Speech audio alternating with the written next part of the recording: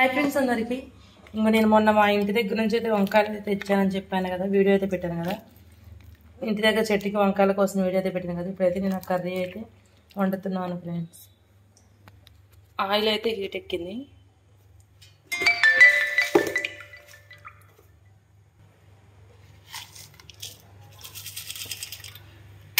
పోపు దినుసులు అయితే వేసుకున్నాను. చూడండి, ఆనియన్స్ 3 అంటే 3 పచ్చిమిర్చి,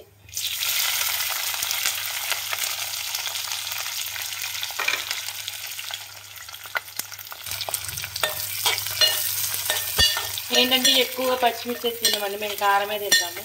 పచ్చిమిర్చి ఇంటికి అంత మంచిది కదా, గ్యాస్ వస్తుందని మేము తినము. కానీ పచ్చిమిర్చి అచ్చంగా పచ్చిమిర్చితోనే వండుతాం అంతే, కానీ చాలా టేస్ట్ అయితే ఉంటుంది. కానీ తినం. ఇక్కడైతే ఎగ్స్ అయితే ఉడుకుతున్నాయి ఫ్రెండ్స్.